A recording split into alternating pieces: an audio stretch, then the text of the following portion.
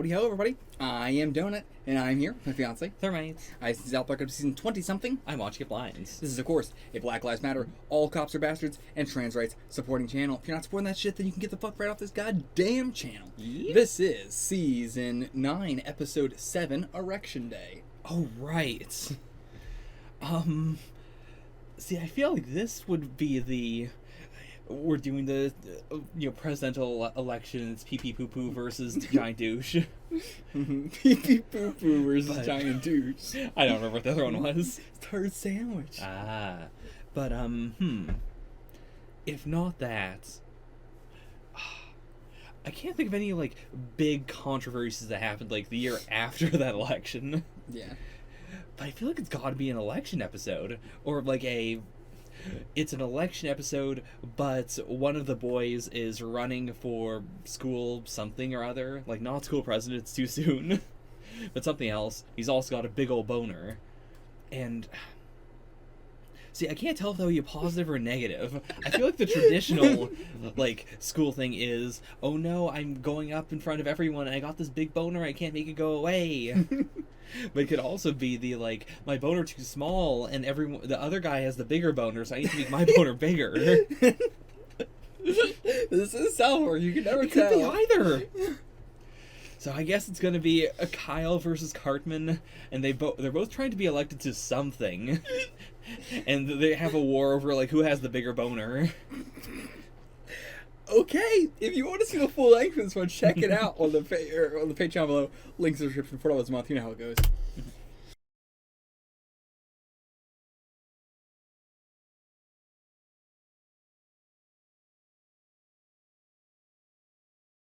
Oh man, my face hurts. We're laughing so much. Oh. Yeah, that's a good episode. 10 out of 10. Oh, same. Easy 10. Easy 10. So focused, so strong. Yeah. Every minute had a good joke. Yeah, it was so focused from start to finish. Yeah. We cut back to the talent agency a couple times, but, that was just as a way to break up the scenes. Yeah, it would have been too much if it was all Jimmy all the way through. Yeah. You could tell it's we're just cutting to this for a couple seconds to have a breather. Yeah. Yeah. It is like having the, laugh track in some shows, where it's yeah. It's give them a breather to laugh before we go back into this, thing. Mm-hmm. But, yeah, I'll give you the floor to talk about this one. I think my favorite detail is that Jimmy's boner is completely invisible. They could have gone for the easy joke of it's a bulge. Yeah. But the fact that there is no bulge there does make it better. It's so much funnier. Yeah, it is completely in his head. No one cares about this. It's only him. I think that's why the dream sequence is extremely funny as well. And I don't know how I'm gonna edit this one. This is gonna be so difficult to edit. Yeah. It is. This is just one where I'm gonna have to take out some of the, mm-hmm. I try and leave in all of us jokes, and this is so packed. I'm gonna be leaving out good jokes. That's why they gotta pay for the Patreon. Gotta pay for it.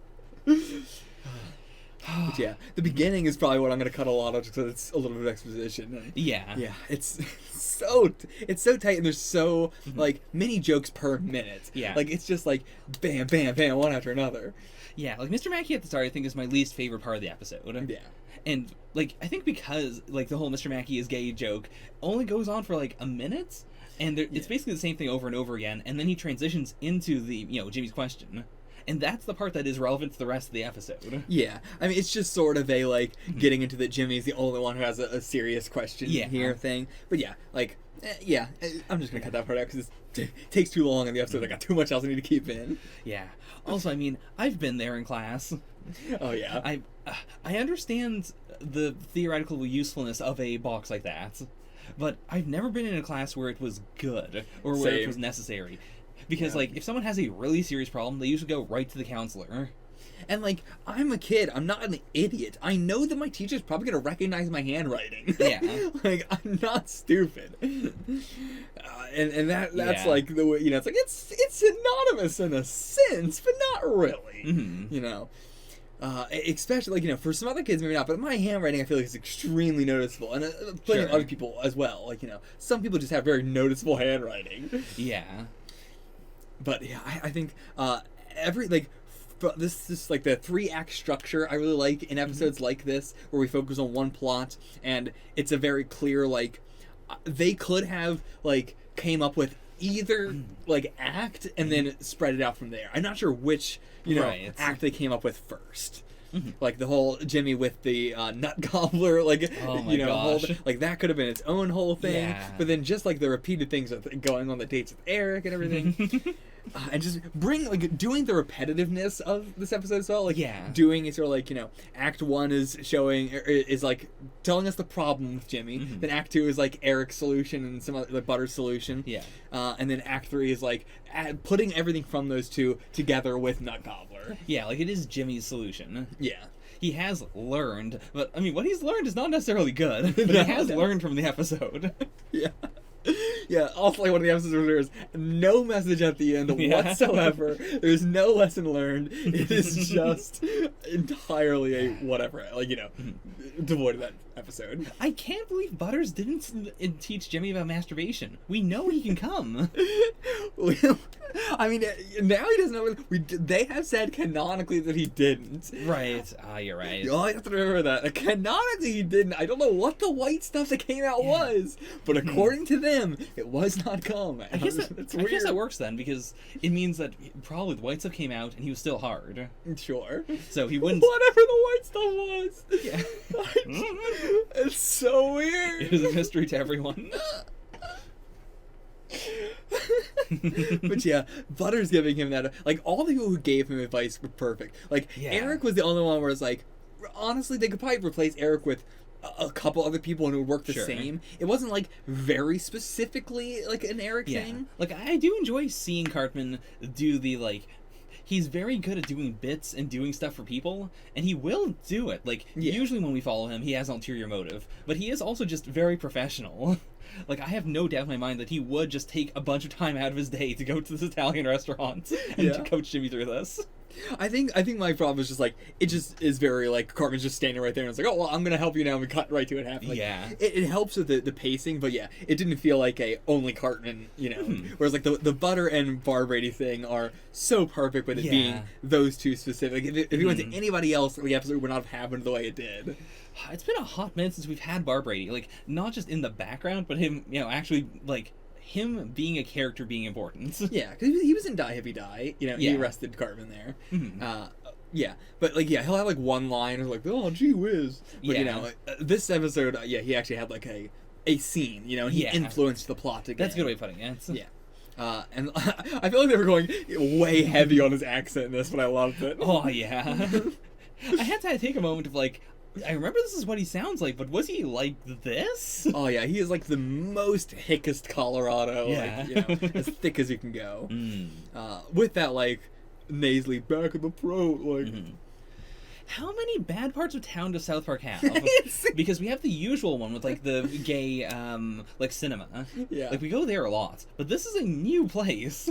Yeah, I don't know. And to be fair, I'm not sure if those are in the games at all. Like they say it's in South Park, but I don't think that that's supposed to be in South Park, like in the canonicalness of the universe of South Park. Because I don't believe those are in the show, or in the games, but I mean, there is a lot of stuff. Like, it's gonna continue to be like that. Of like, there's just this little place in South Park that is the bad place in South Park that changes every single time we go to it. It's never the same.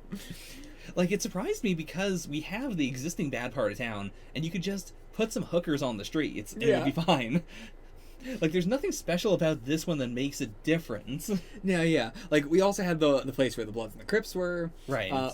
In South Park. in Colorado, South Park. But, like, we've seen this kind of place. I'm sure we've seen it in other episodes, too. Those are the ones that stand out immediately. And, it's gonna keep changing. It's fine. It's not a complaint. It is just a observation. Yeah. I really loved the voice for Nut Gobbler. That was excellently done. I don't know which of the girls was voicing her, but she did an amazing job with her. Nut Gobbler is such a like fan favorite character as well, I believe. I can believe that, yeah. People love Nut Gobbler. Like, I liked a lot of the hooker designs, but Nut Gobbler is very strong. Yeah. I mean, the name is also like, it's such a RPG-ish kind of name. Yeah. Like, she's gotta be in the games. The like motorcycle guy, like, whoa, whoa, whoa, and then just going for so long up to her. Yeah. And then the only thing that I will say is, like, we just cut from her being like held between two vehicles to her being back inside the I can't, what, did you catch his name? They kept saying it, but I can't hear what they were saying. The pimp's name. But she was back inside his car, and there was no, like, you know, transition between the two there. But then her leaving and then just seeing that guy pop back up was good bit. Jimmy's comedy, I think, okay, we have seen enough of Jimmy's comedy now to just, what do you think about Jimmy? It's so specific. It was originally good, and now I think it's gotten bad. Really? I think it's always been like that. I think it's been consistent. I feel like when we first had, you know, Jimmy is like the evil rival of Timmy. Yeah. I feel like his jokes were better, but he still had the same cadence. I would say, actually, you're right. Back then, his jokes were like insulting people. Like, he was like an insult comic. And then he did puns, and now he is, like, his big thing is that, have you heard about this? Have you seen this? Yeah, like, now it's topical comedy. Yeah. So you're right, you know what? Like, it is, I've always considered it to be bad. Like, it is funny because there's so nothing to it. Yeah. But yeah, like, the style of how it has always been that comedically bad to me, but in a different way. Yeah, because when he, in his insult comic phase, he also used to lean a lot more on his speech impediment as an inherent, like, I'm going to make you wait for this one. Yeah, that's true. Whereas, like, that's not much of a thing as much anymore. Yeah. And yeah, I love the, like, the recycled bits of his jokes that we keep, like, it's not that he's saying the same joke every time, but the setup is, like, he has multiple punchlines for one setup. It's so interesting. Because that is, like, a real comic thing, though. Like, I've seen plenty of comics where it's like, oh, I know this joke. Oh, actually, there's a different punchline to it that time. Right. So that's cool. Like, it's important if you're going to have, like, returning audiences. Like, you don't want to do the exact same set every single night. Yeah. Or, like, no one's going to come back. Like, you're not going to have any repeat people. Especially if, like, someone brings their, like, you know, their wife or their friends or whatnot. Yeah. But yeah, to be fair, I don't know if people will be putting up with the, like, Jimmy saying the same thing every single time. You heard about this. We've seen this. What a great audience. I love the imagery of Jimmy, like, trying to bat away his boner. Like, what a great audience. Of course, like, existing within the world of his own anxiety, that's a bad thing. But if an actual comic had a bit where their boners got bigger and bigger and bigger throughout their sets, that is a killer move. That's a really good punchline. Yeah. That would be amazing. I can't believe he got shot. He got flung into the trash. He lifted Nut Gobbler all the way down this building and to a hotel. Down multiple stories of stairs. And then he somehow got back home. He said he'd used up, like, basically all of his money before he was in the cab. So I'm surprised he had enough money for the cab. Yeah. Still had a tenner left. He's got quite a bit of money. True. He ate in a fancy Italian restaurant twice in the same day, and then bought a hooker and the cab. I mean, to be fair, the grand prize for this is $100. So, as long as... There's no way all that was under $100. Like, I don't think Jimmy wants the money. I think he's just, cares about winning. Sure. The Goth Kids was also a good bit this episode. Yeah. No, I won't be in your talent show. Have you ever done a talent show? No, never. I've been in a talent show a couple times. It's always been bad. What have you done? Stand-up comedy. Oh, no! I was also in a short play during a talent show. Mm-hmm. I remember specifically, like, I went to a gifted school one day out of the week. I think it was on Wednesdays. And that was the same day as the talent show. And so my teachers at the gifted school had to coordinate a bus. Or, like, no, it wasn't a bus. It was, like, a SUV. Where I could be there. I don't remember what it was. It was like the finals for the gifted school. So I had to, go to normal school, come home, like prepare for the finals, then go do the talent show. Where all my only thing was that I slept on stage. What? I don't remember what this was. What? I just remember wearing pajamas and like pretending to sleep on stage for a second. And then they shuttled me to the gifted school to do my finals. Your talent was sleeping on stage, or you were saying you were part of a play? I was part of a mini play. Like, it was like 5 of us together doing a thing for the talent show. And your thing was sleeping. Yeah. Sounds about right. I don't know. I don't remember why that was a talent thing. I mean, it was like a thing we put together. Yeah, sure. But still. I've witnessed multiple talent shows. I've never been in one, because God, no, hell no. Yeah, fuck that. Talent shows are bad. Like, if you go to like the drama school like production thing, like at the very least that is a play or it's multiple plays. Like, it's something there. A talent show is just tiny segments of doing bad things.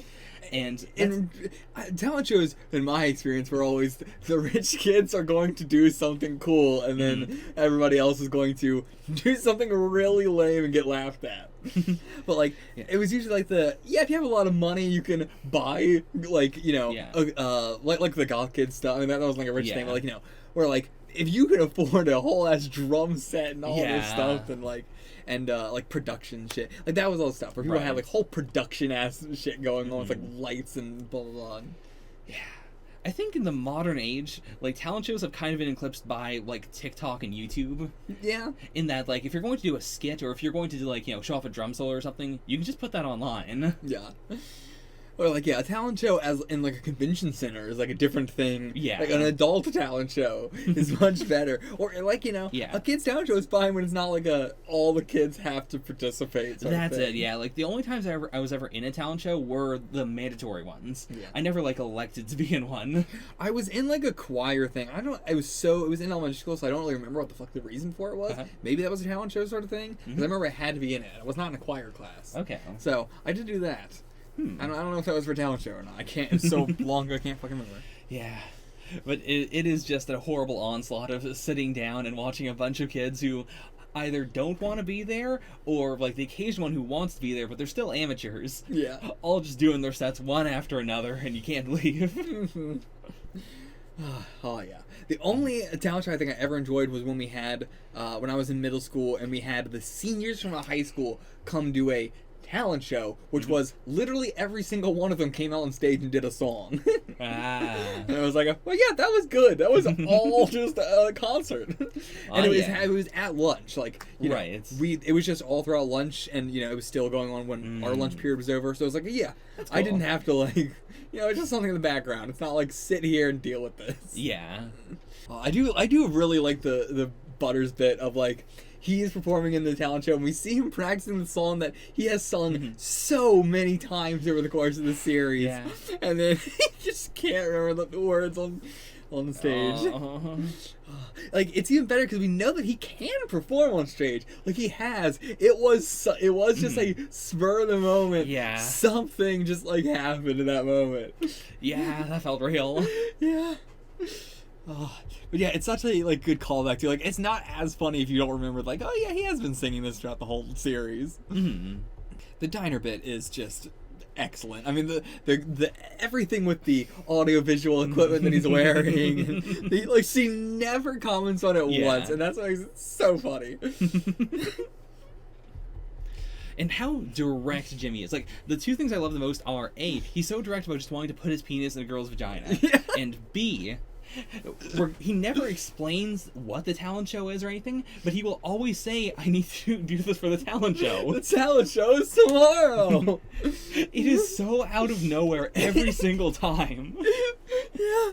Like, it feels like such a movie line. Like, it's so perfect. Like, excellent. Like, I really appreciate that no one ever replies to it. No one's ever like, what do you mean the talent show? It's just he will go up to a pimp and a hooker and say, the talent show is tomorrow, and they won't respond. Yeah. I get it. Yeah. I'm probably going to cut it out because it's kind of irrelevant to the episode. It doesn't change anything. Sure. But I love the Dr. Pal. Yeah. That bit is so fucking good and so accurate Yeah. to real life to those kind of people. Like, it's sad because it also ruins it for, like, people who are just, like, nice people to children and everything like that. But, like, it is that, like, specific Dr. Pal energy. Yeah. Like, that is the red flag. It's not the being nice to children. That's a lot of people, like, extrapolate it from. Right. But it's that, hey, I'm your pal, your doctor. We can just talk about erections together, me and you. Let's go where your parents aren't here. Yeah. Oh, boy. Yeah. My old roommate had, shit like that happen. So I know, like, personal, shit where somebody had, real messed up. So, like, I could. It's extremely hilarious and also, like, man, just remembering that is like, oh. I thought that was going to be the entire, like, B plot of the episode when it happens. Yeah, it's a big thing, but, like, it's a really strong moment. Yeah, but it doesn't really affect anything at all, which is why I'm going to cut it out. Yeah. But I think it is absolutely hilarious. Also, just the general, like, I appreciate this as the general, like, this is why I, as a kid, never talked to my guidance counselor. Oh, yeah. Because I was always terrified of this happening, and I knew from other kids that this does happen. Yeah, I absolutely hate guidance counselors. Are one of the jobs I hate the most, I think. Right. Like, it is definitely cops and authorities and all that, but a guidance teacher, oh man, I have never had a positive experience. I've never heard of somebody having a positive experience with it. And, like, the guidance counselors from my high school, like, my shit aside or whatever is its own thing. The stuff that makes me the most mad is my sister getting a scholarship to go to Korea. Like, she got a thing to be paid to go to Korea and learn in Korea. And then like, get a job there as well afterwards. Okay. Like, learning and teaching. Okay. Like, learning Korean, teaching English. She was, like, trying to figure out how to do this, like, through the guidance counselors and all that, and every single guidance counselor was telling her not to do it, and that she needs to stay in, like, our state specifically. We live in one of the tiniest states in America. I don't anymore, but sure. And they were so adamant about it. It was a year-long thing of her having to, like, look this up on her own and try and figure out how to do this because no teachers would help her. None of the guidance teachers would help her. And eventually she gave up on it because there was just nobody would help her. And even our own grandparents were telling her not to do it and everything like that. Right. And it's like, all of the teachers and all the guidance counselors were so adamant on her not only not going to Korea, but staying within the state and being you can't leave the state. This is where you grew up. You have a duty to get a job here and be a part of the community here. And oh my god, I want to. It was the same shit with me. Yeah. Same sort of, like, just trying to force me to stay in the state and stay in, and it's. Hate guidance counselors. Fucking hate them. Never once ever. Because I've gone through so many schools. I've been to, like, 8 different schools in my life, and never had a guidance counselor I didn't hate. The best teacher I've ever had was the teacher I had during in-school suspension, and they were basically a guidance teacher. Like, they were a teacher that guided me in life, and I still, take their advice today because, like, they were real. They were, and they were a suspension teacher. They were not, like, they were, they got that job because they did shit in their past. Like, they were a criminal in their past or that, and they wanted to, like, talk to kids, in the earliest possible stages. Like, in-school suspension is, like, the least bad you could possibly be. And it's like that helped a lot, because it was not like I'm going to tell you what I went through and now that's going to change. It was just like I'm just going to be your, pal. Like, the Dr. Pal. You came all the way around? I came all the way around. But no, it wasn't like hey, you can call me pal sort of thing. It was just like he would be like, shut the fuck up and just do your goddamn work, and after your work you can fucking talk, okay? Like, that sort of thing. Not like hey, let's be pals, and if you do your work then we can have a party after. It was a it was a, like, sternness. Like, if you do your fucking work and you get done, and then you guys can have talk and do whatever the fuck you want. I don't care what you do, as long as you've done your work, and I'm gonna make sure that the work is good. If it's not good, I'm gonna make you redo it, because I don't want you to get a bad grade. And, like, that sort of shit I really appreciated. I loved it. And it was like at the end of the school year, I was supposed to be in in-school suspension throughout the rest of the year because I refused to do the shit they were telling me to do to get out of in-school suspension. And I, at the end, he was just like, all right, I made a deal with the principal. For the last 2 days of school, you can go and be with your classmates and that. And I'm like, I hate my classmates. I would much rather just be here and hang out with all the guys in school suspension. And that was, the best time of my school life was that. And like that was a guidance teacher, a guidance counselor. Like they guided me and they weren't trying to. Right. But like, I still think about their advice to this day and everything. Because again, I think I've talked about these reactions before, but like a lot of their advice was not like, don't do bad stuff. It was a lot of, if you're gonna do bad stuff, be smart about it. Here's how you don't get caught. Sure. Like, like how I got into in-school suspension. It was not a, listen, I know that you hate this, but you have to do it. It was a like, okay, I'm going to try and help you get away with this in a way where you only kind of have to do what they're telling you, but you don't really have to do what they're telling you. Right. But I still was like, no. No. But yeah, that's my personal share with guidance counselors. Anything else for the episode you want to talk about? The Butters being with his pants all the way down, shirt all the way up is, I think, one of the most iconic. If you say Butters, I think this is what people immediately picture in their mind. Like, it's just the most Butters thing in the world. It's so powerful. I love the proportions of the school. Or, like, specifically of this bathroom. The sinks are so low to the ground. So tiny. Because, their body, like, their designs are so small that, like, you have to put these things. It looks so ridiculous. There's no school that looks like this. Like, how do the 6th graders use these? Well, 6th graders don't. 5th graders is farthest it goes. Oh, wait, really? Because 6th would be middle school. Oh, okay. Depending. It's weird in America. Sure. Sometimes it's like all the way up to 6th in elementary school, and then 7th and 8th is its own little thing. That was in my school, Dad. Sometimes it is 6th, 7th, and 8th, and 9th grade are in one school, and then 10th, 11th, 12th are high school. Oh, that's wild. Yeah. I can't get over how the sinks are so low, but the fleshy thing for the urinal is so high. They have to, like, jump for it. And if you hit a growth spurt, Jesus Christ. Have you ever been to Buca di Beppo? No, I don't know what that is. I just know that everybody in the world hates it. I've never heard more people be so angry about a restaurant than Buca di Beppo. I've never been to it in my life, so I don't understand it. I don't know that's what they were parodying it here. It's an Italian restaurant that everybody hates. Okay. Like, I have never heard anybody not say anything not like the worst of it. Like, I've never heard anybody be neutral about it. It is just I want to burn every Buca di Beppo to the ground. I don't know what is it. I don't know. Okay. I've never been. If people know in the comments, what's up with Buca di Beppo? Please explain the joke. I mean, I think it's just that their food is just so bad. Like, that's always the thing. It's just like, every time I eat their food, I want to set the restaurant on fire. Okay. I've heard it in my life story. I've heard it on so many podcasts. I've heard it. I've heard it at work. People, my coworkers used to talk about it all the time. It was a constant thing. I don't understand. I've never been, and I don't want to go. Obviously. Sure. No, I've never heard that word in my life.